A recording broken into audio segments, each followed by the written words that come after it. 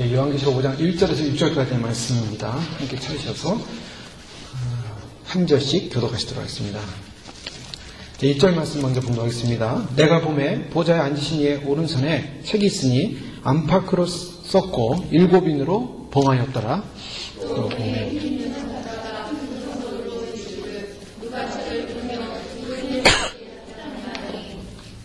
하늘 위에나 땅 위에나 땅 아래에 능히 책을 펴거나 보거나 할 리가 없더라.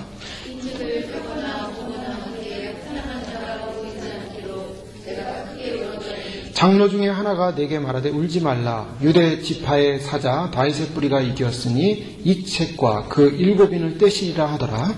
내가 또 이 부자와 예수들과 장로들 사이에 어린 양이 있는데 일찍 기름을 당하는 것 같더라. 7뿔과 7눈이 있으니 이 눈은 온 땅에 보내심을 입은 하나님의 7영이더라.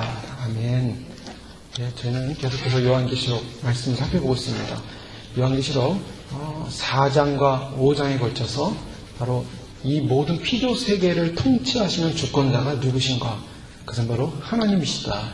이상의 많은 나라들이 있고 통치와 지도자들이 있지만은 그 통치와 지도자들에게 맡겨주신 바로 그 권위는 하나님으로부터 나왔다라고 분명히 말씀을 통해서 우리에게 선포하고 있습니다. 그러면 왜 요한계시록을 통해서 처음 이제 계시의 본질적인 가장 중요한 미래적 계시가 시작되면서 하나님의 보좌가 나타나고 있는가?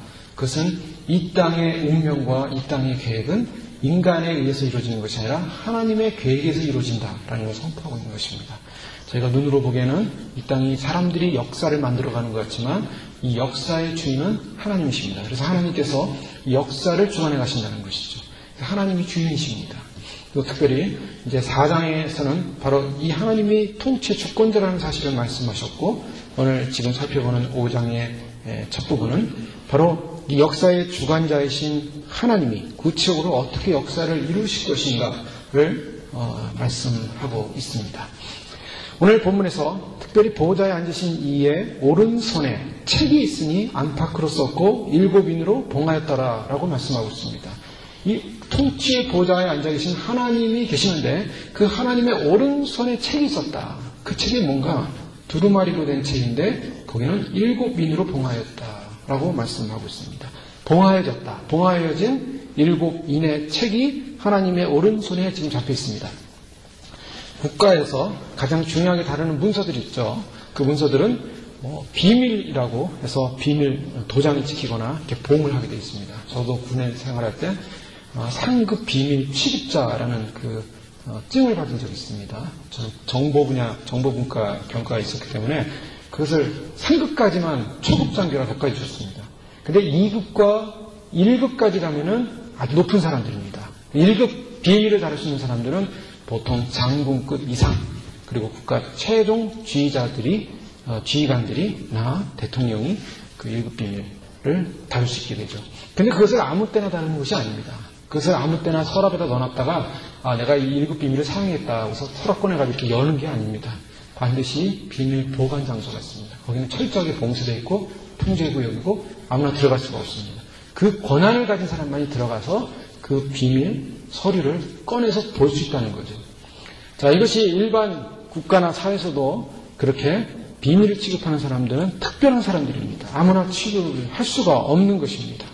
오늘 하나님의 보좌에 오른손에 책이 들렸는데 이 두루마리 책은 봉해져 있습니다. 또 7 도장으로 딱 봉해져 있는 것입니다. 이것은 무엇을 상징하겠습니까? 자, 높고 높으신 하나님의 보좌에 하나님이 들고 계시는 이 두루마리, 이 책이 무슨 책을 상징할 것 같습니까? 상상이 가시죠? 이거는 보통 책이 아니라는 겁니다. 이것은 역사의 주관자이신 하나님이 하나님만이 알고 있는 탑 시크릿입니다. 하나님만이 알고 있는 완전한 비밀이에요. 그 비밀책을 하나님 쥐고 계시다는 것입니다. 그런데 중요한 것은 국가 비밀은 사람들에게 알려집니까? 안 알려집니까? 보통 안 알려집니다. 최근 미국에서 예전에 있었던 국가 비밀들이 이제 나오는 경우가 있습니다. 그 나오는 경우는 이제 그 비밀이 쓸모없기 때문이에요. 쓸모없기 때문에 국가 비밀이 이렇게 누출이 됩니다. 예를 들면 제가 군에 있을 때 항공 사진으로 북한의 영변에 있는 그 핵시설을 갖다가 다 미군의 그 정찰기들이 찍어옵니다. 그럼 정보부대가 거기서 미군에서 준 정보의 조금 일부의 자료들을 가져다가 분석을 합니다. 한국군에서. 미국이 다 정보를 주는 게 아니에요. 이거는 흘려줘도 되겠다라는 정보만 유출해 줍니다. 한국군은 그 정보는 탑시크릿이에요. 제일 중요한 정보예요. 그걸 보고 있으면 여기에 지금 핵시설을 만들고 있구나. 그것이 1990년 제가 정보학교에서 훈련받을 때 바로 그것을 봤는데요. 그 사진을 직접 봤어요. 그리고 금강산 댐이다. 평화의 댐이다. 북한에서 금강산 댐을 만들어서 남한을 수공으로 밀어붙일 것이다. 그래서 사람들이 다 두려워가지고 전두환 대통령 시절에 헌금 돈을 내서 금도 발굴해서 평화의 댐을 막 건설하지 않았습니까? 그때 막 서울이 물바다가 되는 줄 알았어요. 63빌딩에 3분의 1까지 물이 찬다 막 그래가지고 사람들 다 두려워했잖아요. 근데 군에 있었던 사람들은 전혀 두려워하지 않습니다. 왜요? 정보부대에서 보니까 북한의 금강산 댐은 없더라 이거예요. 없습니다. 그냥 나무 토막을 갖다 놓고 댐을 건설하려고 좀 폼만 잡았지 전혀 댐이라는 게 없어요. 근데 이제 그것을 가지고 국가의 어떤 안보라는 문제로 이렇게 관심을 쏠리게 했죠. 그러니까 그것이 소위 말해서 정보입니다. 영변의 시설에 있었던 그 사진들이 정보기관에서는 그걸 분석하고 있었지만 그것이 95년도, 6년도쯤 되니까 일반 타임지에 그 사진이 그대로 나오더라고요. 제가 보고 깜짝 놀랐습니다. 제가 군에서 분명히 본 사진이었는데 그 사진이 타임지에 북한에서 영변의 핵시설을 만들고 있다라고 딱 나오는 거예요. 그게 뭐냐면 비밀이 누출되는 겁니다. 왜 유출되냐? 이제는 공개해도 된다는 거예요. 공개해도 된다는 것은 뭐냐면 일반 사람들이 알고 있어도 된다는 것입니다. 국가마다 다 기밀들이 있습니다. 비밀들이 있습니다. 그 비밀들을 아는 사람들은 최고의 권력자층입니다. 오늘 이 하나님의 영광스러운 통치 보좌에서 하나님께서 인류 역사를 주관하시는 그 하나님의 비밀스러운 계획, 이 비밀은 아무나 알 수 있는 계획이 아니라는 것입니다. 그래서 이 계획의 문서가 나오는데 이 계획의 문서를 오늘 2절에 보니까 또 봄에 힘있는 천사가 큰 음성으로 외치기를 누가 책을 펴며 그 인을 떼기에 합당하냐 하니 누가 책을 펴며 그 인을 떼기에 합당하냐고 질문합니다. 3절에 보니까 하늘 위에나 땅 위에나 땅 아래 능히 책을 펴거나 보거나 할 이가 없더라. 자, 이게 중요한 말씀이죠. 하나님이 들고 계신 그 비밀 문서를 누가 그것을 볼 수 있겠느냐라는 거예요. 누가 자격이 있겠느냐. 이 하나님 나라의 탑시크릿의 비밀을 누가 열 수 있겠느냐. 큰 천사가, 힘있는 천사가 큰 음성으로 외칩니다. 얼마나 장대하고 무서웠겠습니까? 그 음성이 얼마나 파워가 있고 권위가 있었겠습니까? 큰 음성으로 외치기를 누가 책을 펴며 그 인을 떼게 합당하냐 하니 하늘 위에나 땅 아래나 어떠한 존재도 어떠한 피조세계도 그 책을 펼 자가 없더라는 겁니다. 그건 굉장한 책이에요. 이거는 도저히 인간이 펼 수 없는 책이라 이겁니다. 즉 인간이 그 역사 하나님의 비밀을 알 수 없는 책이라는 거예요. 굉장한 비밀을 갖고 있는 책. 그런데요, 이 책을 보면서 책을 뗄 자가 없음을 보면서 4절에 뭐라고 말합니까? 이 책을 펴거나 보거나 하기에 합당한 자가 보이지 않기로 중요한 말씀이 나옵니다. 내가 크게 울었다. 지금 사도 요한이 이 책을 펼 자가 없음으로 울게 됩니다. 자, 이것이 잘 생각을 해보세요. 저희가 지금 하나님의 보호자 앞으로 이끌어가서 천사에 의해서 하나님이 들고 계신 그 두루마리 7인이 쳐진 그 책을 보게 되는데 그 책을 펼 자가 있느냐 했더니 하늘 위에나 땅 아래나 아무도 없더라는 거예요. 그걸 보면서 여러분 우시겠습니까? 우시겠어요? 왜 울었을까요? 여기 질문을 던져보는 겁니다. 사도 요한이 지금 왜 울까요? 천국에 갔더니 하나님 우편에 보좌에 하나님 들고 계신 책이 있는데 아무 뗄자가 없다고 하더라. 아무 뗄자가 없구나. 굉장히 중요한 책인가 보다 하고서 뒤돌아서 나오면 되는 거 아닙니까? 그러면 되는 거예요. 저거는 나하고 상관이 없는 거구나. 그런데 사도 요한은 울었어요. 왜 저 책을 뗄 자가 없냐? 왜 울었을까요? 그건 의미가 있는 것입니다. 그것은 그 책은 바로 사도 요한 자신과 이 땅에 살고 있는 모든 사람들의 운명에 관련된 책이기 때문입니다. 그리고 그 운명에 관련된 책이 반드시 떼어져야만이 그 안에서 구원받아야 될 백성이 구원을 받기 때문입니다. 지금 사도 요한이 왜 울고 있냐면 사도 요한은 그 의미를 알고 있습니다. 저 책은 바로 인간의 마지막 운명을 알리는 책이다. 인간의 인류 역사의 마지막을 알리는 책이라는 사실을 알고 있었다는 거예요. 인식하고 있었다는 것입니다. 저 책이 열려야만이 구원의 역사가 완성된다는 걸 알고 있었다는 거예요. 요한계시록의 말씀은 계시의 말씀, 묵시의 말씀이죠. 그런데 이 계시와 묵시의 말씀의 결론은 무엇인가? 이것은 하나님께서 그의 택한 백성들을 구원하시고 그리고 하나님의 택한 백성들을 괴롭게 하고 고통스럽게 하고 이 인류를 속이면서 그동안 세상을 장악해왔던 사단의 세력들을 나중에 장악을 해서 무저궁에 집어넣고 불못에 집어넣고 바로 진정한 이 땅의 영원한 통치자이신 예수 그리스도가 오셔서 영원히 통치하는 세상으로 승리하실 것이다. 우리가 찬양을 부렸던 것처럼 승리관을 쓰신 분, 우리 예수님이 진정한 우리 왕이십니다라는 그 왕의 통치의 영광을 선포하는 구원의 메시지입니다. 결론은 구원의 메시지예요. 사람들이 이렇게 오해할 수가 있어요. 마지막 때가 됐다 하니 참 이거 너무 무섭고 두려운 일 아니냐. 무섭고 두려운 일이에요. 굉장히 무섭고 두려운 일입니다. 이거는요, 목숨을 걸고 싸워야 되는 생명을 건 이제 문제들이 앞으로 생기게 됩니다. 반드시 생기게 돼요. 그런데 그 두렵고 떨림으로 두려워만 하고 있을 것이냐? 아니에요.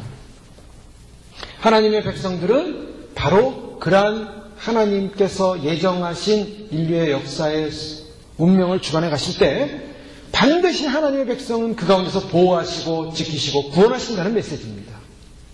바로 그것이 계시록의 메시지예요. 그래서 우리가 왜 계시록의 말씀을 알아야 되냐면 이 메시지를 알아야만이 우리가 구원을 준비할 수 있는 거예요. 예비할 수 있는 것입니다. 그래서 우리가 이 말씀을 읽는 자요, 듣는 자요, 그것을 행하는 자는 복이 있다. 때가 가까움이라 분명히 선포하고 있는 것입니다. 오늘 이 7인이 쳐진 이 책은 굉장히 중요한 책이어서 도저히 아무도 이것을 뗄 수 없기에 별로 이 마지막에 구원받아야 될 백성들이 구원받지 못할까? 그 백성들이 하나님의 구원의 역사를 모르고 말미암아 결국 멸망당하지 않을까? 사도 요한은 너무나 고통스럽고 괴로웠습니다. 그것이 열려야만 하는 거예요. 그래서 울게 됩니다. 물었더니 5절에 보니까 장로 중에 24장로죠. 하나님의 보호자 앞에 있었던 24장로 중에 한 분이 말하되 울지 말라. 유대 지파의 사자 다윗의 뿌리가 이겼으니 이 책과 그 7인을 떼시리라 하더라. 자, 이 땅 가운데 유일하게 이 일을 뗄 수 있는 분이 누군가? 그 하나님의 보호자의 하나님의 오른손에 잡혀있는 그 책의 인공을 뗄 수 있는 분이 누군가? 한 분이 계시더라는 거예요. 그 한 분이 누구십니까? 바로 어린 양으로 희생당하셨던 바로 예수 그리스도. 그분이 바로 유다 지파의 사자다라고 말씀하고 있습니다. 그분이 떼실 수 있다. 무슨 말씀이냐면 인류의 영원한 구원을 가져올 자는 그 구원의 운명을 책임지고 그 구원을 시킬 수 있는 주체자가 누군가? 그것은 인간은 없다는 것입니다. 아무도 하나님의 오른편에 있는 그 하나님의 구원의 계획과 하나님의 마지막의 섭리의 시대의 운명을 주관하시는 분은 아무도 없다는 거예요.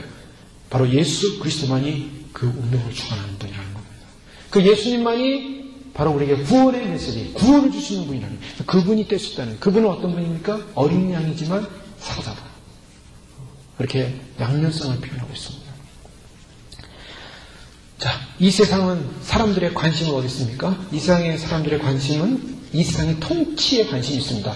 그래서 한국에서는 많은 어르신들이 맨날 모이면 하는 얘기가 대통령 얘기 많이 해요. 정치지도자들 얘기 많이 합니다. 여당과 야당 얘기 많이 합니다. 그래서 이 통치에 관련된 얘기들을 많이 해요. 하나님은 이 세상을 통치하는데 이중적 통치를 하죠. 그것은 뭐냐면 세상의 지도자들, 세상에서 지도자들이 생겨서 그 지도자들과 권력자들 통해서 세상을 통치하게 하십니다. 통치의 대행자들이죠. 그런데 하나님은 또 한 방향으로 통치를 하십니다. 그 한 방향의 통치는 뭐냐면 교회를 통한 통치입니다. 교회의 역사는 바로 하나님께서 인류사에서 일반 백성들이 사는 일반 역사가 있었지만 하나님은 아브라함이라는 한 사람을 통해서 하나님의 구속사를 펼쳐왔어요. 그래서 일반 역사와 구속사가 함께 공존하며 갑니다. 근데 하나님의 관심은 어디 있습니까?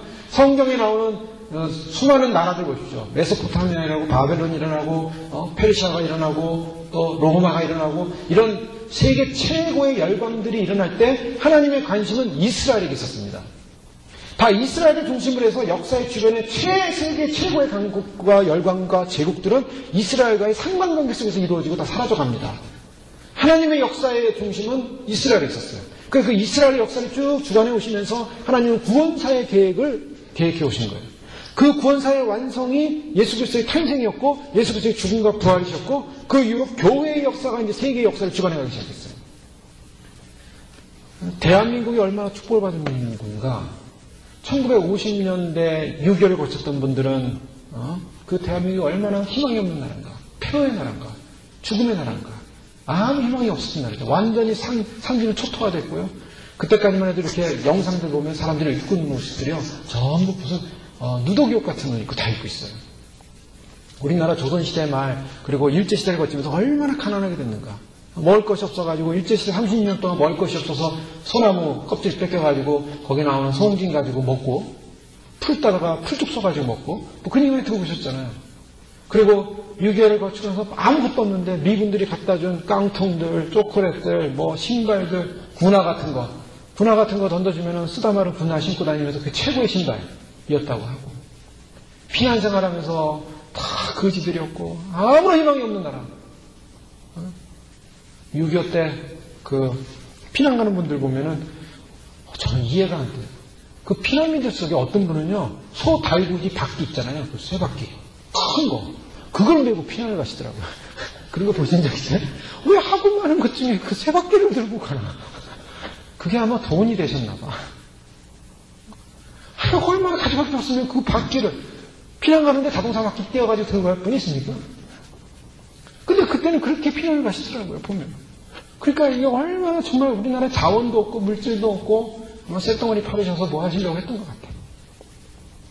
희망이 없는 나라가 정말 뭐 우여곡절을 통해서 또 정치 조작을 통해서 나라가 일어나기 시작했고 뭐 그래서 어쨌든 겉으로 보기에 표명하기에는 정치를 잘하고 사람들이 노력을 했기 때문에 경제가 발전한 것 같지만 그 이면에는 뭐가 있습니까?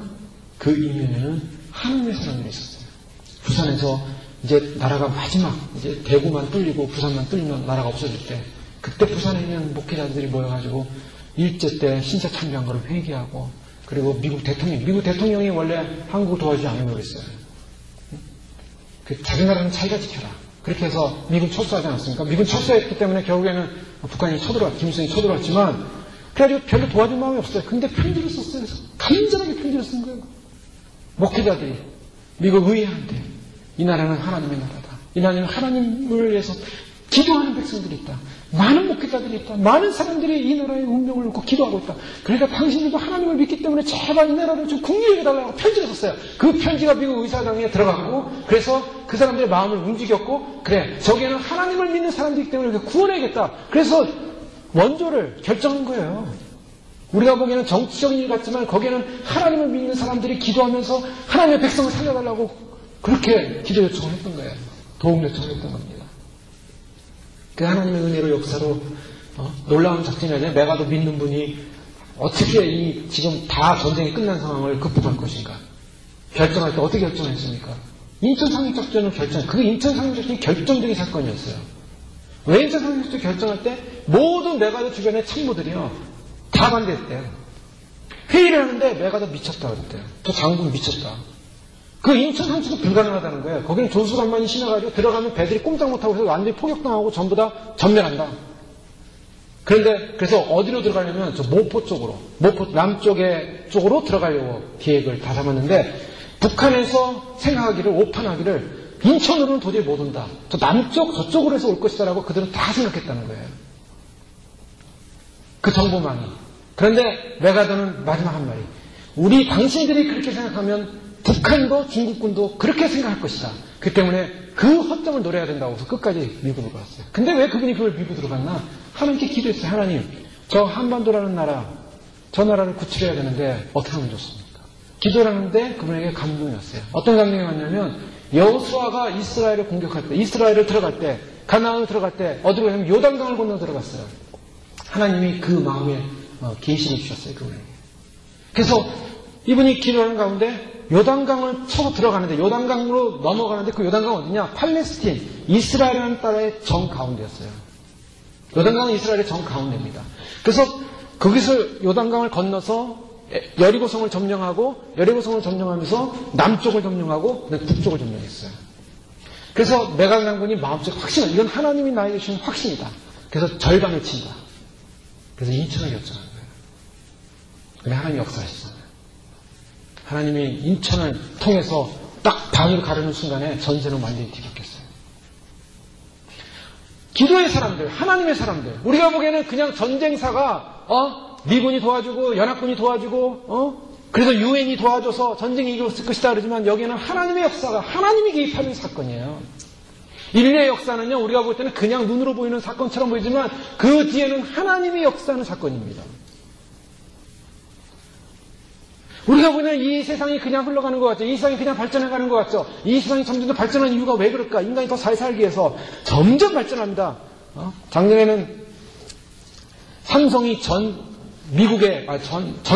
세계 IT 산업의 최강자가 됐어요. 최고의 이익을 냈고 대한민국 아무것도 없었던 대한민국 그 폐허했던 대한민국이 점점 더 발전해가지고 지금은 조선, 철강, IT 자동차는 4위 하여간 굉장히 강했습니다. 대한민국을 모르는 사람이 있고 미국의 대통령이 교육 시스템은 교육의 열정은 한국을 본받아야 된다고 몇 번씩 얘기할 정도로 한국이 그만큼 이제 세계에서 인정받는 세상이 됐어요. 자, 왜 그렇게 될까요? 한국 사람이 똑똑해서 열심히 해서 겉으로는 그렇죠. 그 뒤에 뭐가 있었습니까? 날마다 새벽에 일어나서 하나님께 기도했던 믿음의 사람들이 있었어요. 날마다 이 나라를 위해서 기도하고 이 나라 통일을 위해서 기도하고 이 나라의 경제 발전을 위해서 기도하고 그렇게 기도하는 믿음의 사람들이 한국 교회를 세웠고 한국 교회가 이루어졌고 지금 그래서 미국 다음으로 전 세계 선교사를 제일 많이 파송하면서 후원하는 나라가 한국이에요. 지금 이 미국에 있는 한국 교회들이 어느 정도냐면 지금 미국의 교단 가운데 제일 큰 교단이 남침례 교단입니다. 서론 베티스트 교단이 지금 미국에서 제일 큰 기독교 교단이에요. 개신교 교단. 그래서 연방정부 다음으로 제일 많이 이 우편물을 찍어내는 곳이 바로 그 남침례교 교단인데 그만큼 우편물이 많다는 건 뭐예요? 활동이 많다는 거예요. 굉장합니다. 또 이 남침례 교단이 오래전부터 선교를 했기 때문에 전 세계에 선교사님들이 가가지고 그 선교들을 가지고 많은 땅들을 사놨어요. 선교센터나 이런 걸 하려고. 근데 그 땅들까지 올라가가지고 굉장히 부자들입니다. 그래서 자원이 많아요. 아직까지. 그럼에도 불구하고 미국 교회가 점점 약해지고 있는 거죠. 미국 교회가 점점 약해지고 있어요. 미국이 점점 세속화되고 있지 않습니까? 하나님을 잃어버리고 있지 않습니까? 공립학교에서 다른 종교, 불교나 이슬람교나 다른 종교는 다 인정해도 기독교 얘기하면 안 된다고 얘기하고 있어요. 전도하면 안 된대요. 얘기하면 안 된대요. 이 미국이 지금 망해가는 징조죠. 하나님을 예배하고 하나님을 찬양하는 그런 미국의 모습은 없어요. 메리 크리스마스란 말 절대 못 쓰고 해피 할로데이라는 말 쓰면서 점점점 이 세상이 하나님을 포기하는 나라가 됐어요. 하나님 포기하면서 이 나라 어떻게 됩니까? 이 나라는 하나님 점점 포기하면서 힘들어지는 거예요. 하나님을 경고하시는 거죠. 월트레이드센터 무너뜨리고 경제에 어려움이 오고 막 지금 채찍을 부러뜨리지 말씀하세요. 하나님은요. 하나님을 떠나는 백성은 반드시 치십니다. 그래서 깨닫게 하는 거예요. 너희가 나를 떠나면 망한다. 그것이 이스라엘 역사였고 세계 역사였어요. 하나님을 버린 민족, 나라 다 망하게 돼 있어요. 하나님을 예배하는 나라, 하나님을 예배하는 사람, 하나님을 높이는 인생을 하나님이 반드시 지켜줍니다. 그게 역사예요. 근데 미국이 점점 약해지고 있어요. 그 이유는 바로 하나님을 떠나기 때문이에요. 그런데요, 이런 가운데서도 한국 교회와 한국 사람들이 이민 와가지고 열심히 신앙생활합니다. 뜨겁게 신앙생활합니다. 새벽 예배합니다. 기도합니다. 그러니까 한국 교회가 강하잖아요. 그러니까 남침례교단에서 한 6년 전부터 7년 전부터 IMB라고 있어요. 남침례계. 그 뭐냐면 남침례계 그 선교 본부입니다. 선교 본부에서 많은 선교사님들을 파송하는데 그 선교사님들을 파송하기 위해서 한국분들에게 한국교회를 지금 투어하기 시작했어요. 예전에는 한국교회 오지도 않았어요. 근데 한국교회에 와서 IMB 선교대회를 하고 선교사님들 모셔다가 선교 발표를 하고 선교사님들 초청을 받고 그리고 선교사님들 파송하고 더 나아가서 그 선교사님들을 후원해 주도록 요청하고 그러니까 후원 요청을 하고 있어요. 한국교회가 시집도 생활하고 기도 생활하고 믿음 생활하고 그래서 한국교회가 재정적으로 탄탄해지니까 그 후원 요청을 하고 있는 거야.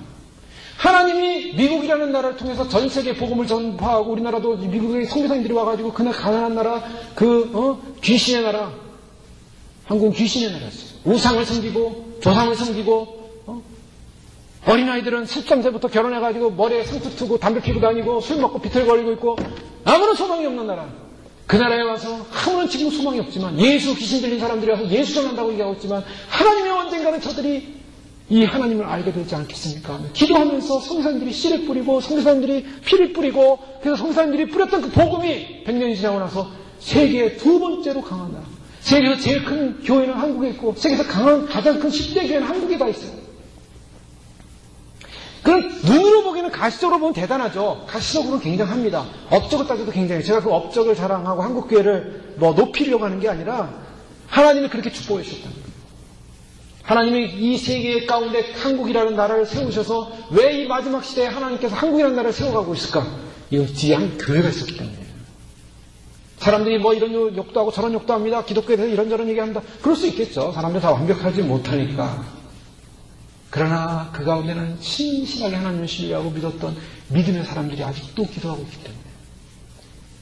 그래서 하나님께서 이렇게 축복해 주셨는데요. 이 축복의 겉으로 나타나는 이 축복의 뒤에는 반드시 기독교, 믿음의 역사가 함께하고 있습니다. 근데 이 믿음을 놓치기 시작하면 어떻게 됩니까? 그때부터는 문제가 심각해지는 거예요. 이스라엘 역사였습니다. 이스라엘이 하나님을 잘 섬기면 하나님이 평탄케 하고 형통케 하고 문제가 없었어요. 그런데 하나님을 떠나니까 그때부터 문제가 막 쏟아지기 시작하는데요. 문제가 생기는 거예요. 근데 우리가 예수님 믿어도 개인적으로 그런 경험을 할 수 있는데 우리가 예수님을 잘 믿을 때는 물론 예수님을 잘 믿다가도 고난이 올 수 있어요. 그러나 그 고난을 잘 믿음으로 극복하면 그 축복이 되고 그 다음부터는 하나님께서 그 고난을 극복한 사람이기 때문에 많은 열매를 맺히게 합니다. 그런데 하나님을 떠나는으로서 오는 고난이 있어요. 그걸 고난이 아니라 채찍이라고 볼 수 있죠. 하나님을 떠남으로써 오는 하나님께 가까이 갈 때는 뭔가 될 것 같았는데 하나님을 떠남으로써 오는 징계가 있다면 그것은 빨리 하나님께 돌아와야 돼요. 그건 아직 하나님이 사랑하기 때문이에요. 아직 하나님을 사랑하고 기대하기 때문에 그걸 허락해요. 그래 하나님 죄송합니다. 잘못했습니다. 하나님께 돌아와서 하나님께 다시 정상적인 자리로 오면 하나님께서 다시 이 삶을 회복시키십니다. 하나님께서 인류의 역사와 삶의 역사, 통치를 세계사를 통해서 움직이시지만 그러나 진정한 하나님의 통치는 교회, 믿는 사람들, 하나님의 사람을 통해서 역사를 일으키십니다. 오늘 하나님께서 이 요한계시록 말씀 주시는 것은 이 세상의 역사가 어떻게 흘러갈 것인가. 이 세상의 역사가 미국이 어떻게 되고 유럽연합이 어떻게 되고 저 소련이 어떻게 되고 그래서 하나님 어떻게 할 것인가. 하나님의 관심은요 사실 거기 있다기보다는 교회에 있는 거예요. 교회가 어떻게 할 것인가. 교회가 어떻게 하나님의 통치를 인정하고 받아들일 것인가. 세상 사람들은 그렇습니다. 이 세상이 잘 될 거야, 잘 될 거야. 예, 잘 될 거야. 이 세상이 잘 될 거라고 희망합니다. 1월 1일 새해가 되면 새해 복 많이 받으십시오. 올해 2016년에는 좋은 일 많이 생길 겁니다. 서로 인사를 많이 했어요. 5일 뒤에 폭설이 와가지고 60cm 폭설이 와가지고 전부 다 막 난리가 났어요. 한반도가 난리가 나고 미국도요. 지금 알래스카에 있는 막 얼음들이 막 녹기 시작해가지고 지금 마을들이 막 한 마을씩 두 마을씩 없어지고 지난번 텔레비전 보니까 막 어떤 집은 기울어가지고요. 이렇게 볼펜 놓으니까 뚝 흘러가더라고요. 이 집안이 내려앉는 거예요. 이제는 이 온난화다 무슨 문제다 해가지고 이게 심각해지기 시작했습니다. 그래서 지구의 대반격이 시작됐다.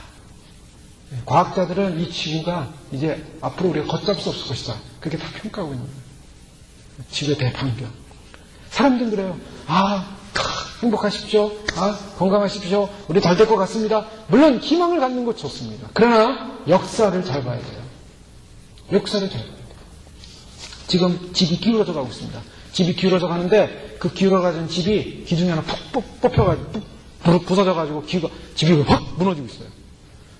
그리고 또 창문이 부두상 깨지면서 그냥 창이 막 깨져오면서 막 집이 기울어져 가고 있어요. 근데도 앉아가지고 우리는 평안할 것이다. 이 집은 안전할 것이다 하고 있으면 그 사람은 어떻게 했습니까? 집 무너질 때 함께 주는 거예요. 기둥이 하나 푹 무너질 때 왜 기둥이 무너질까? 창문이 고장처럼 깨질 때 왜 창문이 깨질까? 관심 가져야 되는 거 아닙니까? 관심 가져야 돼요. 지금 이게 집이 기울고 있구나. 그럼 어떻게 일단 살기 위해서 나가야죠. 어떻게 보수를 해봐야죠. 근데 이미 보수할 수 없을 정도로 기울고 무너질 정도면 빨리 살아서 본인 생명이라도 살려야 되는 거예요. 오늘 지구의 상황은 어떤 상황인가? 사람들이 엘빈 토필러 같은 분은 미래 충격이다라는 책을 통해서 앞으로 미래는 희망적으로 봤습니다. 특히 아시아권의 이 부흥을 통해서, 아시아권의 경제 발전을 통해서 세계의 이 모든 주류는 아시아권으로 갈 것이다. 이분은 아주 잘 보고 있어요. 그러나 그것이 언제까지일까? 성경에서 말하는 이 인이 떼어지는 순간부터 어떤 사건이 벌어지냐면, 인이 떼어진 그 인 안에는 하나님의 비밀 계시가 있는 거예요.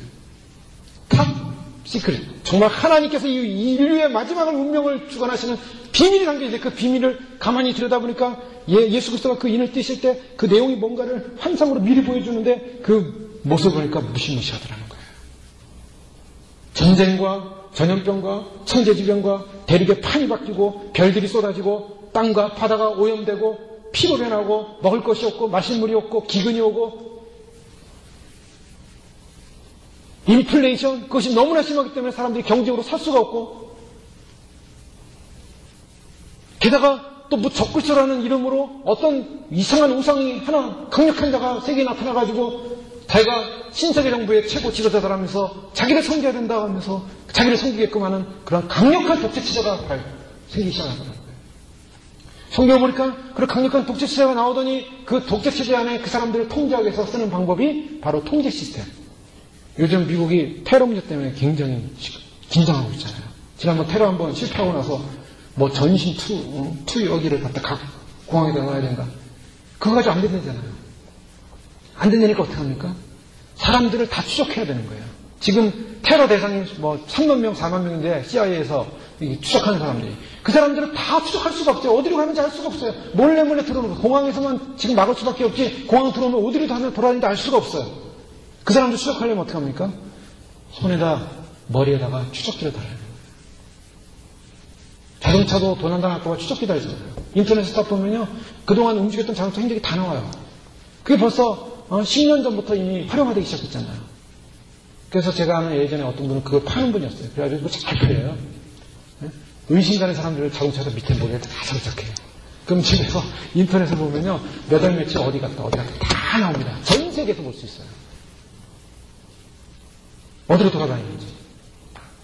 그러니까 의심 가는 사람들을 추적하기 위해서는 어떻게 돼요? 테러 분자 추적하기 위해서는 반드시 그 사람을 추적하기 위해서는 여기다가 추적 장치를 넣어야 되는 거예요.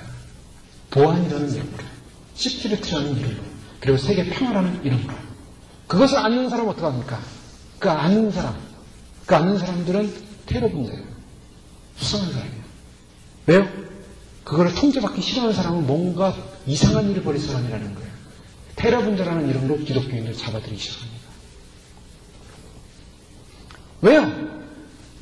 슈퍼컴퓨터라는 어마어마한 짐승, 비스트라는 짐승의 벨기에 그 컴퓨터가 있는데, 그 슈퍼컴퓨터가 전 세계 인구를 컴퓨터로 다 통제할 수 있어요. 그것만 딱 장착하면요, 인공위성으로 모든 사람들의 시스템이 다 움직여요. 지금은 얼굴 하나만 딱 봐도요, 얼굴만 넣어도 컴퓨터가 쫙 얼굴을 분석합니다. 그래서 예를 들면 11억의 인구다. 1억의 인구의 데이터를 컴퓨터에 집어넣으면, 예를 들면 내 얼굴을 누가 스캔을 딱 했는데, 그 스캔된 걸 가지고 딱 컴퓨터에 집어넣으면 1억 명의 스캔을 쫙 합니다. 딱 나와요. 이 사람은 이름이 뭐고, 어디에 살고 있고, 뭐 하는 사람이고, 그 정보가 쫙 나와요. 1억 명 순식간에 컴퓨터가 스캔해버려요. 그래서 딱 잡아냅니다. 지금 컴퓨터 시스템은 그 정도예요. 이렇기 때문에 이러한 컴퓨터 시스템을 이제는 사람 몸에 집어넣어가지고 통제하는 시스템. 그게 신세계 정부의 시스템이에요. 근데 그 신세계 정부의 시스템을 하기 위해서 지금 모든 나라들이 다 준비를 해놓고 있다는 거예요. 근데 이 나라들이 준비하는 거는 그것 때문에 염두에 두고 하는 건 아니에요. 지금은 사람들에게 좋은 이익을 주기 위해서. 건강상이, 그래서 지금 CNN이나 MBC나 이런 방송에서요, 이제 사람 몸에 그런 좋은, 바이오 칩을 집어넣는 것은 상용화돼야 된다. 이미 법적으로 이미 다 통과했고, 그걸 이제 얘기하기 시작했어요.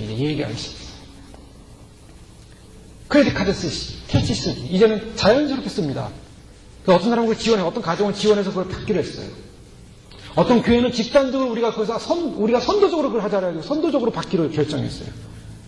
아직까지는 적그리스도가 딱 등장을 해가지고 내 사람이다라고 장악하고 있지 않지만, 이것을 사람들에게 자연스럽게 공개해가지고 자연스럽게 받게 해서 받냐 안 받냐 난리를 치다가 나중에 어떻게 됩니까? 기근이 오고 어려움이 오고 전쟁이 오고 이 세계적인 어려움이 올 때 이 신세계 정부라는 소위 말해서 전 나라를 갖다가 함께 연합하는 통제할 수 있는 시스템을 만들어가지고 거기서 한 명의 지도자를 뽑아서 그 사람이 이걸 장악한다는 거예요. 그럼 뭐냐? 그걸 왜 하냐? 사탄이 음모죠. 왜요? 이상 사람들을 전부 속여가지고 자기 사람 만들어서 자기 수화를 만들어서 전부 지옥 끌고 가려는 게 사탄의 음모예요. 기독교인은 거기에 넘어갑니까? 안 넘어갑니까? 안 넘어가야 되는 거예요. 그래서 이걸 알려주시는 거예요. 이걸 모른다면 그걸 그냥 받을 수밖에 없죠. 당연히. 그럼 하나님이 왜 이 비밀의 계시를 알려주시냐? 알고 그거에 대해서 두려워하지 말라는 거예요. 알고 두려워하지 말라는 거예요. 아는 사람은 두렵지 않습니다. 그렇지 않습니까? 적을 알고 나를 아는 단식입니다. 적이 어떠한 계획을 갖고 있는지 아는 거예요. 그 계획을 갖고 있는 분이 바로 주님이시고 하나님이 그런 비밀 계획들, 적의 계획까지 다 보여주고 있는 거예요. 지금. 그 하나님께서 어떻게 구원하시는가? 이 땅이 무너져가고 있을 때 말씀드린 것처럼 천장이 금이 가고 기둥에 벽이 생기고 점점 무너져가고 있는 상황에서 이것을 깨닫는 사람들은 어떻게 해요? 빨리 거기서 나와야 됩니다. 그래서 요한계시록 17장에 보면 너희가 빨리 거기서 나와라. 바빌론에서 나와라. 그 음력에서 나와라. 사치의 나라에서 나와라. 라고 하면서 계속 구원에 관한 메시지를 호소해요. 거기서 나오는 방법이 뭐예요? 그 나오는 방법은 구원과 안식처와 피난처는 예수 그리스도 외에는 없다는 거예요. 이 세상에서 구원을 줄 자는 누군가? 여러분 대통령이 여러분 구원 주겠습니까? 대통령 구원 못 줍니다. 대통령이 전쟁 나면 제일 먼저 도망갈 거예요. 전쟁이 나면 제일 먼저 빵가스로 들어가요. 미국 대통령 전쟁이 나고 싶죠? 제일 먼저 도망가지. 대통령과 그 밑에 있는 관료들은 살아요. 백성들이 죽지. 그 사람이 우리를 살려주지 못해요. 옛날 이승만 대통령이 한갑다리 끊어지기 전에 도망가고 안심하십시오 하고 방송해가지고 얼마나 많은 사람들이 죽었어요. 대통령들, 지도자들 우리 못 구원 못합니다. 그럼 내가 나를 구원할 수 있냐? 내가 나를 구원할 사람이 없어요. 감기만 걸려도 감기 하나 났는데 얼마나 힘들어요. 병에 걸려서 질병 고치는데 자기가 스스로 질병 고친 사람 인생이 어디 있습니까? 오늘 갑자기 배가 아프기 시작했어요. 배가 왜 아픈지 몰라요. 원인도 모르게 아파요. 잘 고칠 수 있습니까? 배 수술할 수 있어요? 본인이? 내가 나를 구원도 못해요. 내 영혼의 문제 누가 구원할 거예요? 내가 양심상 죄 안 짓고 바르게 살면 내 영혼이 구원받을 것이다. 그러면 얼마나 좋습니까? 예? 그런 자력구원이라고 해요. 자력구원. 자력구원을 하면 얼마나 좋아요. 그러나 인간은요, 스스로가 자기를 구원할 수 없어요. 왜냐? 자기의 자력구원하면 자기 스스로 죽지 않아야 돼요. 자기의 영생을 보여가지고요, 아프지도 않고 죽지도 않고 영원히 살아야 되는 거 아니에요? 죽음 앞에서 전부 다 별걸 떨다가 결국 죽음에 끌려가요. 죽음이 언제 날 끌려갈지 몰라. 그 사람 제일 무서운 게 죽는 게 두려운 거예요. 자기 스스로도 구원 못해요. 죽음 앞에서 아무것도 아닌 인생. 하나님께서는 인류가 타락한 이후로 인류 가운데 죄로 말미암아 점점 신을 가고 있습니다. 죄로 말미암아 점점 신임해서 이 신음하는 죄 속에 있는 인생들이 어떻게 하기를 원하는가? 바로 구원받기 원하는 거예요. 구원받기 원하는 거예요. 그것은 이 세상을 만드시고 창조하신 하나님과의 관계가 회복되길 원하는 것입니다. 당시에 이 사도요한 당시에 로마 시대죠. 로마 시대는 최고의 제국이었습니다. 얼마나 휴양도시를 만들고 쾌락과 즐거움을 누렸는지요. 이 로마가 그냥 가는 곳마다 휴양도시를 만들었어요. 그래가지고 거기서 즐기면서 성적으로 타락하고 즐기다 못해가지고 어떻게 합니까? 하도 좋은 음식을 먹어가지고요. 일상이 좋다는 음식을 다 먹었어요. 그러니까 먹어도 끝이 없어요. 좋은 음식이 너무 많아가지고. 그래서 어떤 방법을 찾냐면 내 평생에 다 살다가 다 못 먹을 것 같으니까 좋은 음식을 막 먹어요. 그 다음에 다 토해요. 그리고 다시 또 좋은 음식 막 먹어요. 토해요. 부자들은 귀족들은요. 음식 먹고 토하는 일을 했어요. 또 너무나 자극적인 거. 막 자극적인 거 쫓다 보니까 별로 세상께 자기 재미가 없어요. 그러니까 검투사라는 그레디에이터 우리 영화도 봤잖아요. 검투사 같은 사람도 뽑아가지고 원형 경기장에서 서로 막 싸우게 해가지고 죽이면은 피를 팍 하고 죽으면은 열광을 했어요. 요즘 학생들 게임하는 거 보십시오. 사람 죽이고 피 터지고 막 어제 깜짝 놀랐어요. 그러면서 막 즐기는 거야. 요즘 케이블 TV 같은 데도 보면요. 레슬링도 아니에요. 레슬링. 레슬링, 옛날 레슬링은 그래도 좀 건전했던 것 같아요. 요즘 레슬링은요, 막 때리고, 막 피 흘리고, 그리고 막 괴물처럼 하고, 좋아하면 사람들이 막 열광을 하고, 막 이 세상으로 가는 거예요, 지금 이게.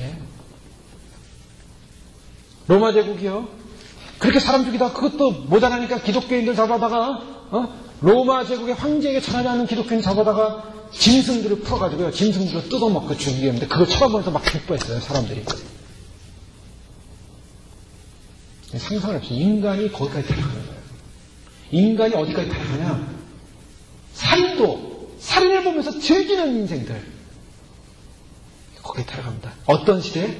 로마가 최고법이었어요. 로마의 법은 이성법이었어요. 사도 바울 보십시오. 로마법이 호송하니까 꼼짝도 돼. 인권법이에요, 로마법은. 그래서 이스라엘 중에서 가장 앞선 법이 어떤 법이냐? 로마법이라고 그래요. 가장 앞선 로마법이 있던 나라의 내면에서는 타락과 사치와 죽음과 폭력이 있었던 것이에요. 인간 사회입니다. 그런데 또 웃기는 거는 이 로마 사람들이 우리가 만들어놓은 이 제국이 세상에서 만들어진 최고의 제국이기 때문에 더 이상 더 좋은 파라다이스 제국은 없을 거라고 생각했어요. 이게 최고의 제국이다. 2000년 전에 로마하고 지금하고 비교해 보십시오. 그들의 삶과 지금의 삶. 그들이 아무리 환락의 도시를 만들어 놓고 아무리 그냥 온천탕을 만들어 놓고 아무리 난리를 쳐도 지금하고 비교하면 지금 사람들이 보면 우습죠. 근데 오늘날 사람들이 똑같다는 거예요. 오늘날 현대인들은 인류가 만들어낸 모든 문명이 더 이상 발전할 것이 없다. 최고 문명이 최고 문명 지금 인류 역사에 조선시대 왕보다도 우리는 한 사람이 왕보다 더 잘 살아. 왕보다 더 잘 먹고 살아요. 운송수단 얼마나 좋아지고 빨라졌습니까? 세상에서 이렇게 좋은 파라다이스가 어딨나? 이렇게 좋은 것이 어딨나? 로마 시대 사람들은 로마라는 술에 취해 있었어요. 로마라는 세상에 취해서 그들은 취해서 최고의 삶은 없다라고 즐기면서 모든 걸 다 즐겨보자라고 했어요. 인간이 누릴 수 있는 모든 걸 다 즐겨보자. 그런데요, 바로 이것이 세상의 단연적인 모습을 보여주겠다는 허영의 도시. 존 버년이 천류역정을 통해서 크리스찬이 천국에 가다가 가장 어려움에 빠지는 게 뭐냐? 세속적인 허영 도시라는 거예요. 거기 한번 빠지면 사람들은요, 천국이 있는 줄도 모르고요, 여기가 천국인 줄 알고 머물려고 한다는 거예요. 화려하고 세속적이고 거기에 인간을 빨아들이는 힘이 너무 강력하기 때문에 사람들은요, 거기에 빨려 들어간다는 거예요. 당시에 로마에만 해도 예수 믿는 사람들이 어떤 사람들이었냐? 예수 믿는 사람들은 오늘날에는 참 힘 있는 사람들이 많아요. 돈 있는 사람도 많고. 그 세상 사람들은 야, 교회 다니면 저렇게 돈 버나 보다. 교회 다니면 저렇게 정치적으로 잘 되나 보다. 교회를 한번 다녀볼까? 그런 사람들이 많아졌어요. 근데 로마 당시만 해도 그렇잖아요. 로마 당시만 해도 교회 다니는 사람들은 노예였어요, 여성이었어요, 가난한 사람들이었어요. 그러니까 로마 사람들이 귀족이 볼 때, 야, 저 교회 다니는 저 사람들은 정말 형편없구나. 그러니까 교회 다니는 사람들이 자격증이 생겨가지고요, 나는 교회 다니는데 복음을 믿긴 하는데 예수님 믿긴 하는데 세상 사람이 아무것도 아니거든요. 그러니까 부끄러운 게 있었나 봐요, 로마 사람들이. 그래서 사도 바울이 로마 썼을 때 나는 복음을 부끄러워하지 아니하노니 무슨 말합니까? 거기에 부끄러운 사람이 있었다는 거예요. 나는 복음 부끄러워하지 않는다. 너네는 부끄러워요.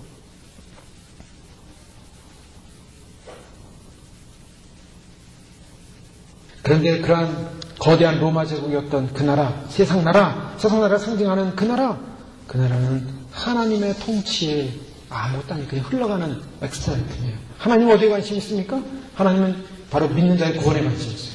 오늘날도 마찬가지입니다. 오늘날 유럽 연합이 생기고 앞으로 적그리스도가 생기고 이제 융기표가 사람들에게 찍힐 것이고, 제가 오늘 나눠드린 자료 가운데 거기 보면 블로그가 나와요. 블로그 이름을 거기 한번 들어가시죠. 저희 또 동영상이 좀 나옵니다. 그 컴퓨터 안에 들어가시면 그 동영상을 꼭 보세요. 한 6분에서 7분짜리인데요. 앞으로 어떻게 이 베리칩이라는 RFID 칩이 사람 몸에 들어갈 것인가. 이미 지금 방송하고 있는 것만 모아서 편집해 놓은 거예요. 좀 보세요. 지금 어떤 시대에 와 있는가 우리가. 그게 과연 뭔가. 그런데 우리가 여기서 두려워하지 않아야 돼요. 지금은 세상이 우리가 계시를 받아서 예수님이 오신다. 물론 그런 계시도 있어요. 그러나 지금 성경에 나와 있는 모든 증거가 다 이제 나와 있어요. 그러면 하나님이 우리에게 주시는 메시지는 뭔가? 두려워 떨면서 살아라. 아니요. 우리는 우리 일상생활 합니다. 학교도 다녀야 되고 직장도 다녀야 되고 비즈니스 계획도 세워야 되고 또 우리가 공부도 해야 되고 때로는 쉼도 있어야 되고 우리가 다 하지만 우리의 관심의 초점은 어디 있어요? 이제는 스탠바이 한다는 거예요. 예? 군인들이 전쟁 앞에 두고 뭐합니까? 체육대회도 하죠. 운동도 하죠. 또 뭐합니까? 여러 가지 해요. 근데 그런 과정에서 이제 전쟁 날 거라는 마음속에 긴장을 가지고 하지만은 그렇게 생활을 하다가 이제 전쟁이 이제 시작된다. 이제 점점 단계가 올라갑니다. 이제는 준비 단계. 그다음에 이제는 전쟁이 시작된 단계. 그러면 어떡합니까? 그때부터는 이제 준비하는 거예요. 무장하기 시작해요. 총도 점검하고 탄창 점검하고 그다음에 비밀문서 다 태워버리고 그리고 딱 이동할 준비하는 거예요. 이제 사인이 울려요. 자, 진지로 다 들어간다. 그때부터는 이제 떠나는 거죠. 자, 주님이 우리에게 이거 알려주시는 건 뭡니까? 이제 슬슬 우리가 뭐 해야 된다고요? 마음으로 준비하라는 거예요. 무슨 준비합니까? 주님이 오시면 언제든지 주님을 맞이할 수 있는 심령의 준비, 영혼의 준비를 하는 거예요. 그게 단장이라는 거예요. 예전에 많은 사람들이 예수님 오신다 그러면은 다 짐을 싸고 생활 정리하고 어카운트 다 정리하고 집도 다 팔고 그리고 산으로 가자 그랬어요. 그게 아니에요. 그게 아니라 우리의 삶 전체 속에서 차분하게 주님이 오신다면 주님은 어떻게 맞아야 됩니까? 주님은요, 우리의 물질적인 환경을 보고 우리를 맞이하시는 게 아니에요. 제가 분명히 그랬죠. 우리가 이 세상에서 헌신하고 노력하고 봉사한 것들은요, 구원의 조건이 절대 못 됩니다. 구원받는 이유는 뭐예요? 여러분, 우리가 구원받는 이유, 예수 믿어야 구원받아요. 예수님 믿어야 구원받아요. 아무리 착한 일하고 좋은 일 많이 해서 구원 못 받습니다. 예수 안 믿으면. 구원받는 조건은 믿는 거예요. 무슨 대단한 일을 했다면요, 대통령이나 노벨 평화상 받는 사람들이 구원이 이루어져. 예수를 믿어야 구원을 받는 거예요. 그런 것처럼 주님이 오실 때의 구원의 조건이 뭔지 아세요? 주님이 오신다는 사실을 믿고 마음속에 심령 속에 믿고 그 주님을 사모해야 되는 거예요. 그게 구원의 조건이에요. 거기서부터 시작이에요. 그 믿음이 없으면요, 주님이 우리를 기뻐할 수가 없어요. 그 세상 속에서도 마찬가지잖아요. 세상 속에서도. 구원의 조건이 뭐예요? 구원의 조건이 외향적인 게 있지 않잖아요. 물질적인 게 있지 않잖아요. 사람과의 관계도. 어떤 사람을 내가 믿는데, 신뢰하는데, 그 사람을 믿고 신뢰하는 것이 외향적인 것을 신뢰합니까? 그 마음을 믿는 겁니까? 결혼하는 사람들이 결혼할 때 외향적인 걸 놓고 결혼합니까? 마음을 놓고 결혼합니까? 마음이잖아요, 마음. 그 마음을 놓고 믿고 그것이 신뢰한 게 하나님과의 관계 마찬가지죠. 하나님과 우리가 주님을 만나게 되는데 주님이 우리에게 요청하는 게 뭡니까? 너희가 얼마나 재산을 팔았냐. 예를 들면 그렇다고 우리가 오해해서는 안 돼요. 주님이 우리에게 제일 중요하게 보시는 거는 지금 마음으로 주님께 가 있냐는 거예요. 마음이 가 있냐는 거예요. 마음이. 그 마음이 가 있는 사람은 예수님을 믿고 내가 주님을 사랑합니다. 주님을 의지합니다. 내가 이렇게 하지만 주님의 마음에 내가 관심이 가 있고 주님이 기뻐하시는 내가 살겠습니다. 그리고 그 구원에 대한 소망을 갖고 주님과 함께 가는 거예요. 그래서 세상 속에서 일을 하면서도 내가 그 마음을 갖고 살기 때문에 정직하려고 하고 바르려고 하고 진실되려고 하고 그래 겸손하려고 하고 그래서 하나님의 영광을 나타내기 위해서 그 마음을 가지고 살다 보면 사람들이 저분은 삶은 참 정말 믿음의 삶을 사는구나 인식하게 되고 알려지게 되고 주님이 우리에게 이걸 알려주시는 이유가 뭔가 겁져가지고 맨날 막 긴장 속에 살고 물론 긴장 속에 살아야 됩니다. 그러나 중요한 것은 당당하게 그날을 예비하고 준비하는 겁니다. 당당하게 준비해야 돼요. 고개를 들라 너희 구원이 가까웠다. 예수님을 사랑하는 사람이 예수님이 우리를 향해서 말씀하시는 이 시대의 삶을 요청할 때 하나님 내가 그렇습니다. 주님 사랑하겠습니다. 주님 오시면 주님 맞이하겠습니다. 주님은 어린 양, 오늘 어린 양이 나오는데요. 사자의 뿌리가 이겼으니 이 책과 그 일곱인을 떼시라. 그래놓고 내가 보니 사자 보좌와 그 생물과 장로들 사이에 어린 양이 섰는데 일찍 죽임을 당한 것 같더라. 예, 거기 사자가 나와요. 사자는 메신저가 아니라 뭡니까? 라이언이에요. 영어로 보면 사자예요. 사자는 이 왕을 상징해 동물의 왕. 파워를 상징합니다. 그런데 어린 양이 나와요. 예수님이 양면성인데 생각해 보세요. 예수님이 사자로 표현되고 어린 양으로 이게 지금 극과 극입니다. 그렇죠? 근데 이게 구원의 모습이에요. 구원의 모습은 뭐냐면 예수님께서 사자지만 원래는 예수님이 사자예요. 왕이에요. 그 강력한 파워를 가지고 계신 분이 이 땅에 내려오셔서 양처럼 죽으셨어요. 그게 이해가 되십니까? 누구한테 양처럼 죽으십니까? 늑대한테 양처럼 죽으셨어요. 늑대들한테. 사자가 늑대들한테 죽었다. 이거 신문에 나올 얘기 아닙니까? 사자가 늑대한테 잡혀 죽었다. 동물의 왕국에서. 그때 건장한 사자가, 왕이 들깨들한테 잡혀 죽었다. 이 가슴 아픈 일이에요. 근데 왜요? 그 들깨에게 속해 있는 죄의 종로로 타고 있는 인생들을 구원하기 위해서 주님이 대신 희생하셨어요. 왜 희생하냐? 그 하나님과 인간의 관계를 회복하게 한 길이 바로 죽음이라는 문제를 끊어야 되기 때문에, 죄라는 문제를 끊어야 되기 때문에, 죄와 죽음의 문제는 하나님과 인간의 관계를 딱 가로막았어요. 누구도 하나님께 도달할 수 없어요. 하나님 나라 들어갈 수 없어요. 그 하나님이신 그분이 와서 죄의 장막을 걷어낸 거예요. 그것이 걷어내는 방법이 예수 그리스도의 피로 말미암아 걷어내는 거였어요. 예수님의 피가 뿌려지는 그 순간에 그 죽음의 장막이, 사망의 장막이 없어짐으로 말미암아 예수 그리스도의 피를 통해서 우리는 구원에 이르게 됩니다. 그래서 어린 양으로 돌아가신 거예요. 그렇죠. 어린 양으로 돌아가신 그분이 어린 양으로 남아 계셨습니까? 아니요. 다시 사자가 되신 거예요. 그래서 유다 자손인 사자, 일찍 죽임을 당한 어린 양 같은 그분이에요. 그분은 우리를 위해서 희생하시고 다시 사자가 되셨어요. 그 사자가 되신 분이 인을 뜻입니다. 그리고 이 인류 역사를 주관하면서 마지막에 우리에게 주시는 메시지는 이 땅을 사단이 지금 하나님과 대적하면서 계속 반항하지만, 그래서 그것을 사람들을 속여가지고 자기의 수하들을 만들려지만 그러나 영원하지 못하다는 거예요. 666을 받는 분들은 영원히 행복하지 못합니다. 몇 년 안에 다 병 걸리고요. 몇 년 안에 하나님의 징계를 다 받게 돼 있어요. 그런데 사람들은 이것을 받아야만이 새 세대 속에 편하게 잘 살 수 있을 것이라고 홍보하고 살기 때문에 사람들이 다 속는 거예요. 그래서 이거를 아는 이유가, 우리는 그 시절에 들어가서 666을 안 받고 사냐 죽느냐는 그런 과정을 겪어서는 안 된다는 겁니다. 왜 하나님 이걸 알려주시냐? 반드시 그런 세대가 오기 전에, 그래 강력한 적그리스도 세대가 오기 전에 휴거가 일어난다는 거예요. 예수님이 공중으로 오셔요. 지상에 있는 예수님이 오심을 믿고 준비하는 자들이 반드시 올라가게 됩니다. 여러분, 어떤 사람은 그래요. 내가 그냥 환란에 남지. 우리가 상상할 수 있는 환란이 아닙니다.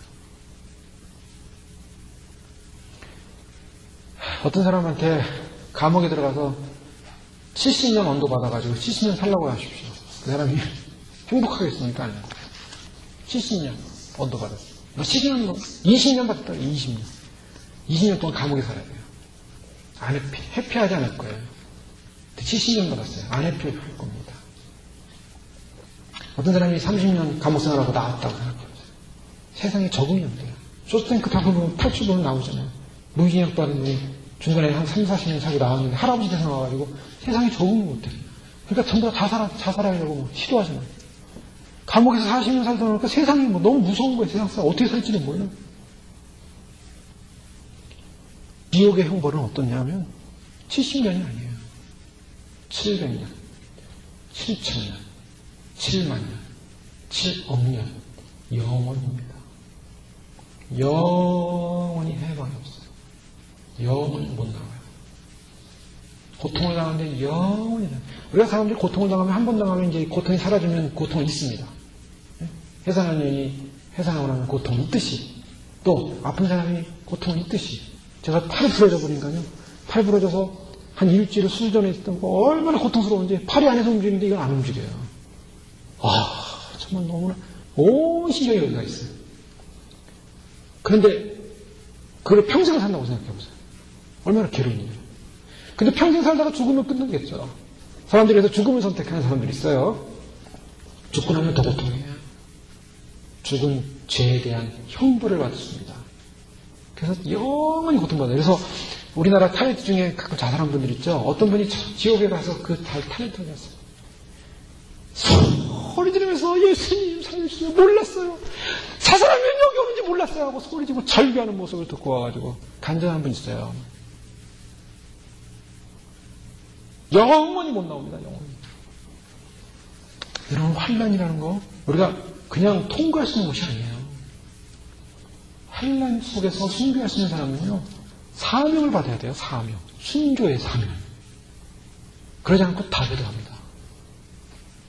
그러면 우리가 주님이 알려주시는, 왜 그런 세상에 이러한 마지막 시대를 알려주시고 우리에게 말씀하시냐? 그거는요, 우리를 구원시키게 한 거예요. 다른 이유가 없어요. 지금 집이 무너져 가니까 빨리 무너져 가는 거 보고 나오라는 게 나오라는 거. 그러면 나오면 살아요, 나오면. 지금 소돔과 고모라가 망해서 지금 불구덩이에서 지금 불시판을 받는데 지금 천사를 보내서 빨리 나와라, 나와라 하는데 안 나가요. 사위들이 안 나가요. 아유, 그 농담하지 마라. 여기 무슨 이렇게 이런 불이 어디서 떨어지냐. 근데 불 떨어져서 다 죽었잖아요. 나오면 되는 거예요, 나오면. 간단합니다. 예수를 믿는 거 믿으면 되는 거예요, 믿으면. 예수님 오시는 거, 예수님 오시면 믿습니다 하면 되는 거예요, 믿습니다. 근데 사람들이 믿지를 못해요. 아, 그게 어려운 거예요. 믿는 게 왜 이렇게 어려워요? 눈 뜨고 무너지는 거 보면 느껴야 돼요. 그래서 예수님 말씀하신 사인을 보여준다고. 그래서 마지막 때 믿음을 보겠느냐. 아니, 보면서도 못 믿어요, 보면서도. 그런 믿음을 가지시기를 주님이 오시는을 믿으시고 또 주님 오실 때 내가 반드시 구원받기 원한다는 그 믿음을 가지시길 주님을 축원합니다. 믿음을 가지셔야 돼요. 그게 위로입니다. 지금 이 요한이 울어요, 울어. 지금 다 망하게 생겼어요. 이거 몰라가지고 사람들이. 너무나 고통스러워요. 요한이 제가 우는 이유가 뭐예요? 사람들은 왜 울어요? 왜 눈물을 내요? 억울해서입니다, 억울해서. 서러워서 울어요. 못 살아서 서러워서 울고요. 못 가져서 울고요. 또 형편이 안 돼서 울고요. 아유, 나는 왜 이런 인생을 사냐. 그냥 내 인생을 한이만 타면서 울어요, 인생은. 근데 울 이유는요, 구원받지 못한 백성 보면서 울어야 돼요. 사도에는 내가 지금 반모섬에 갇혀가지고 거기서 노동했거든요. 탄광, 굴 속에서 탄광 파는 일을 했어요. 그 반모섬에. 죄수들, 아주 극악한 죄수들 들어가면 못 나오는 곳. 근데 이 사도에는 들어갔다 나중에 풀려서 나와요. 나와서 밖에 있다가 이제 돌아가셨는데, 내가 이 반모섬에 이 늙은 나이 거의 90이 넘어가지고요. 90이 넘어가는데 내가 이 탄광에서 이게 뭐 하는 건가 많이 예수님 믿은 결과가 뭐냐? 억울합니다, 주님. 부귀영화도 못 주시고 왜 나를 탄광 속에 이렇게 노예처럼 살게 하시고 억울합니다라고 한 번도 얘기 안 했어요. 그것 때문에 울지 않아요. 내 강제노역이 힘들어서 우는 게 아니에요. 하나님의 구원 계획에 비춰보니까 하나님이 이때야만이 하나님의 백성들이 그 시대가 온다는 걸 알고 준비할 텐데 눈물을 흘리는 거예요. 마지막에 역사를 알릴 수 있는 비밀의 계시. 통곡합니다. 근데 주님은요, 주님의 통치를 알려주시는데 미리 알려주세요. 비밀 계획을 예수님이 열어셔가지고 알려주신 게 뭐냐? 그것을 알려주시는 분에게 구원이 있다라는 겁니다. 그래서 보좌를 바라보고 하나님의 영광을 바라보고 마지막 심판의 왕으로 주님이 오십니다. 반드시 오시는데요. 오시는데 중요한 것은 오시는 주님이 택한 백성들을 구원하세요. 택한 백성 반드시 구원합니다. 그래서 미리 알려주는 거예요. 구원을 가만히 해서 가만히 어느 날 앉아 있다가 어느 날 구원받는 사람은 이 세상에 아무도 없습니다. 하나님이 구원시키기 위해서는요, 반드시 스텝을 거쳐요. 어떤 스텝? 알려주세요. 그래서 듣지 못함으로 구원을 못 받는다 그러잖아요. 사도행전에 보면 저들이 듣지 못함으로 구원을 못 받는다. 그러니까 분명히 구원받은 백성은 알려줘야 돼요. 그래서 저희가 선교사님들의 사명이 뭡니까? 듣지 못한 사람에게 알려주러 가는 거예요. 알려주는 거. 예수님이 이 땅에 오셨는데 우리가 죄인인데 그 죄를 용서받기 위해서는 예수님을 믿으셔야 됩니다. 그럼 구원받습니다. 알려주러 다니는 거예요. 알려주러. 그게 전도예요. 근데 듣지 못하면은 구원을 못 받아요. 조선시대 사람들 구원받습니까? 못 씁니까? 아이들이 묻죠. 세종대왕 구원받습니까? 못 씁니까? 못 들어서 구원 못 받았어요. 못 들으면 구원 못 받습니다. 예수님이 오신다? 이 메시지 못 들으면 구원 못 받을 수 있어요. 물론 예수님이 오신다는 메시지를 못 듣고 예수님 믿는 분도 있어요. 지금 저 북한사에 또 중국의 오지들 또 뭐 아마존의 오지들 그런 분들 핍박 속에서도 막 두려움 속에서 북한의 교회가요 얼마나 뜨거운지 몰라요. 지난번에 북한에서 온 그 탈북자분이 증언하는데 북한의 기독교회가 지하교회가 많아요.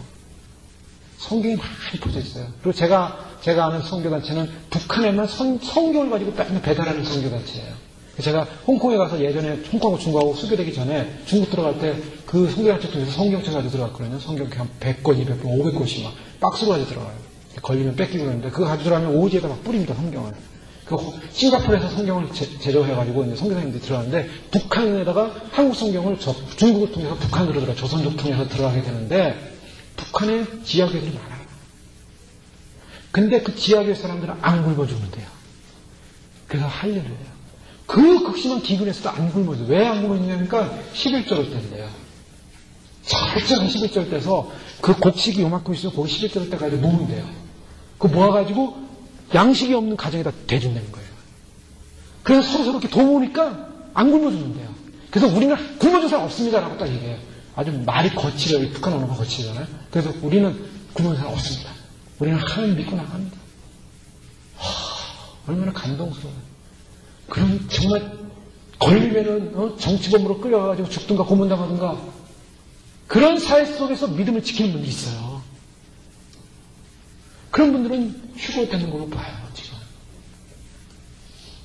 그러나 이렇게 좋은 세상, 편한 세상, 이런 세상에서 예수님 오신다는 걸 듣지 못하면요, 우리가 어떤 삶을 살게 더 우리가 긴장하지 않게 돼요. 학생들도 마찬가지예요. 시험 날짜 정해지지 않으면 그냥 마냥 노는 거죠. 시험도 없는데 무슨 대학교 SAT 안 봐봐요. 무슨 학원을 왜 다니고 과외는 왜 하고 할 이유가 없어요. 다 대학 보내주면. 듣는 자만이, 믿어지는 자만이 준비를 한다는 거예요. 그 준비가 이만큼이야 저니까 그거는 부담 문제예요. 주님이 보시는 것은 믿음을 보십니다. 뿔이 있다. 7뿔이 있고 그 7뿔은 완전한 뿔, 권세를 말하죠. 그 뿔이 계신 분이 성령의 능력으로 보내셔서 결국에는 그 성령으로 통치하시고 다스립니다. 이 7인을 떼시는 분은 능력의 분이요, 권세의 분이요, 우리에게 구원을 알려주시는 분이에요. 여러분, 오늘 이 시대는 저희가 주님이 우리를 구원하시고 오신다는 사실을 반드시 믿어야 되고, 주님이 이제 오시는 시간이 가까웠다는 것을 분명히 믿어야 되고, 그러나 우리의 삶을 더 하나님께 초점을 맞추는 거예요. 똑같이 밥 먹고 똑같이 생활해도 우리가 예전에는 시간을 낭비했지만 이제는 더 기도 생활하고 더 찬양 생활하고 더 예배 드리고 더 우리 삶 가운데 좀 이렇게 적용해 살아야 될 뭔가를 자꾸 돌아보게 되고, 그리고 주님이 오시면 반드시 구원받게 해주세요. 믿음을 하셔야 됩니다. 이 성경에 보면요, 마태복음에 왕이 그 아들 위하여 잔치를 베풀었어요. 결혼잔치를 베풀었어요. 그래서 청합니다. 결혼잔치 오세요. 왕의 초청은 와야 되는 거 아니에요? 그런데 사람들이 안 가요. 그 안 가는 이유가 성경에 분명히 뭐라고 하냐면 자기 사업에 바빠서 안 가요. 자기 사업이 뭐냐? 그 왕의 초청이 뭐냐? 왕의 초청은 아무나 하지 않습니다. 왕과 관련된 사람만 초청해요. 그렇지 않겠어요? 대통령이 초청하는데 저희 초청합니까? 뭘 초청할 수도 있겠죠. 그런데 대통령이 초청할 때는 뭔가 관련된 사람을 초청하는 거예요. 그게 아들의 결혼식에는 개인적으로 관계가 깊은 사람을 초청해요. 그런데 초청받은 사람이 안 가더라는 거예요. 그게 참 아이러니예요, 그게. 왕이 초청했는데 안 가. 그러니까 이 왕이 화가 났어요, 정말. 진노하셔가지고 초청한 사람들 초청을 거절했기 때문에 밖에 나가서 종들에게 밖에 나가가지고 길거리에 있는 사람들, 거리에 있는 사람들 아무나 데리고 와라. 이제는 왕과 상관이 없는 사람들이었어요. 왕과 상관이 없는 사람들. 백성의 일반 백성들. 귀족도 아니고 백성들을 데려다가 앉혔어요. 쫙 앉혔는데 왕이 이제 결혼식장인데 하객이 다 왔잖아요. 그래서 결혼식을 딱 보니까 아예 한 사람이 예복을 안 입고 들어왔네. 그러니까 이 예복을 입고 들어왔네. 밖에서 예복을 입고 쫙 들어와야 되는데 예복을 안 입고 들어왔어요. 예식장에 들어오는데. 그래가지고 너는 나가라. 예복 안 입은 사람 내쫓았어요. 그리고 밖에서 막 일을 가며 있으리라. 마태복음에 그 메시지는 뭐냐면 마지막 종말 상황을 다루는 거예요. 예수님이 종말에 대한 메시지를 주면서 초청하신다요. 초청이 뭐냐면 귀족에게 초청합니다. 예수님 잘 믿는 하나님과 제일 친한 사람들, 하나님 측근들, 정말 그냥 파워 있고 권세 있고 그런 사람들 다 초청했어요. 초청장을 주는 거예요. 자, 이제 결혼식 다 됐으니까 와라. 이제 결혼식 몇 월 며칠이니까 와라. 몇 월 며칠까지 얘기 안 해도 하여 와라 했는데 전부 그거 보고 애들 관심 없어요. 바쁜데. 왜 바빠요? 자기 사업이 없어요. 자기 사업이 뭐냐? 자기가 해야 할 일이 많아요. 프로젝트가 많아요. 앞으로 교회도 건축해야 되고, 뭐도 해야 되고, 저것도 해야 되고, 이것도 해야 되고, 뭐 많은데, 바쁜데 뭘, 그냥 이렇게 가면 되는 거지 하고서 신경 안 쓰더라는 거예요. 그래서 왕이 어떻게 했냐면, 데리고 와라. 결혼식이니까, 와라 하면, 왕의 결혼식 때 소식 든 사람 어떻게 했습니까? 배고픈 사람들, 가난한 사람들, 병든 사람들, 거지들, 왕이 아들이 결혼한다는데 갑시다 하고서 그냥 기분 좋게 온 거예요. 자, 이게 마지막 때 상황을 표현하고 있어요. 많은 사람들에게, 많은 교회에게, 하나님의 사람들에게, 하나님의 백성들에게, 왕의 귀족들에게 초청했지만 거절하더라는 거예요. 관심이 없어요. 바빠요. 그럼 누구를 데리고 있습니까? 하나님은 반드시 구원자의 수를 채웁니다. 그래서 명예훼손 14만 4천을 채우죠? 반드시 휴거자의 수를 채워요. 그 휴거자가 어떤 사람입니까? 이제 간 믿은 사람도 예수 믿고 예수님 오시면 믿고 준비하면 휴거돼요. 이게 놀라운 복음이에요, 지금. 그동안 오랫동안 준비했던 분들이 있어요. 10년, 20년, 그동안 생애 동안에 준비한 분들도 있어요. 자기를 정결, 그분들은 정말 반열이 높아요. 높을 거예요. 그분들은 이미 반열이 정렬돼서 이미 높은 자리에 올라가요. 천국에 가도. 그런데 이제 간 믿는 분들, 이제 간 믿어야 되는 분들, 이제 믿음 조금 생활하다 그러는데 순수하니까 믿어지는 거예요. 아, 내가 믿는 그 하나님이, 예수님이 오신다는 그 예수님 내가 마주 준비해야지. 그런 분들, 그 믿음을 가진 분들은요, 준비가 덜 됐어도 공을 받는다는 거예요. 그게 성경에서 보여주는 안식입니다. 그러니까 우리가 내가 늦었다, 난 부족하다. 왜 부족할 수 없어? 누가 완벽하겠습니까? 누가? 그러나 성경은요, 나중 내가 먼저 되고, 내가 나중 되고, 천국은 침노하는 자일 것이다. 주여 나를 불쌍히 여기소서, 나를 구원하소서. 바리새인들, 율법학자들, 사내들이 공연 구원 못 받았지만 눈 감긴 속여 눈 뜨고 구원을 받았어요. 그게 하나님 나라의 역사예요. 마지막 때 누가 마지막 구원의 찬스를 잡느냐가 중요한 거예요. 주님이 우리 알려주시는 거예요. 그때 주님, 제가 믿습니다. 부족하지만 주님 소망하며 살겠습니다. 주님 오실 때 많이 저를 기억해 주십시오. 강도, 예수님 십자가 옆에서 강도 한 사람은, 야, 네가 무슨 문제가 있으니까 죽는 거지. 한 사람, 그런 소리 하지 말아라. 이 사람은 좋은 사람이고 착한 사람이고 죄가 없는 분이다. 주여, 당신이 나라에 임할 때 나를 좀 기억하소서. 내가 오늘 나와 함께 낙원에 있으려. 구원받았어요, 그 사람. 구원은 그렇게 이루어지더라고요. 믿으시고 이제 보여지고 있는 모든 정치 상황, 환경 상황 주목하면서 이제 곧 오실 예수님을 바라보면서 믿음으로 반드시 승리해서 준비해서 그날 주님 앞에 다 들림받아 이 땅에서 환란을 겪지 않는 저 여러분 되시길 주님을 축원합니다. 기도하겠습니다. 말씀 기억하면서 기도하겠습니다. 주님, 그렇습니다. 우리에게 필요한 것은 믿음이라고 했는데 믿음을 주시옵소서. 우리의 허물가지를 용서하시고 주님, 참으로 예수 믿는 것이 구원인데 예수 믿을 뿐만 아니라 주님 오실 때 반드시 들림받아 죄가 보게 하옵소서. 함께 기도하겠습니다. 할렐루야. 아버지 하나님 감사합니다. 주님께서 우리를 부르셔서 참으로 저희를 인도하신 것 감사하고 주의 말씀과 진리 가운데 인도하신 것 감사합니다. 구원의 백성, 생명의 백성 되어지게 하시고 삶의 백성 되어지게 하시고 예수님 오실 때 반드시 주의 믿고 구원받는 인생 되어주셔서 축복하여 주옵소서. 오직 하나님의 나라가 임하며 하나님의 영광이 임하며 하나님의 통치가 임하며 위대한 영광 보게 하시고 주님께서 왕으로서 우리를 통치하시기 이 땅에 오신다는 분명한 사실 약속 믿고 우리가 아버지 하나님 예비하게 하시고 준비하게 하시고 그래서 하나님 아버지 주님께서 이제 가까이 오신다는 사실을 들음으로 말미암아 아버지 하나님 우리가 예비하게 하시고 준비하게 하시고 우리가 참으로 어둠에 있지 않게 하시고 죄악 가운데 있지 않게 하시고 세상에 취해 있지 않게 하시고 로마라는 세상에 취해서 그들은 그들의 사는 것이 최고인 줄 알았지만 그러나 아버지 하나님 그것은 착각이었고 아버지 우리가 이 땅에 취해서 이 땅의 삶이 최고인 줄 알지만 그것이 착각이라는 사실을 알게 하시고 주님 오직 의지하고 믿어서 바로 그날 주 앞에 드림받게 축복하옵소서. 하나님 감사합니다.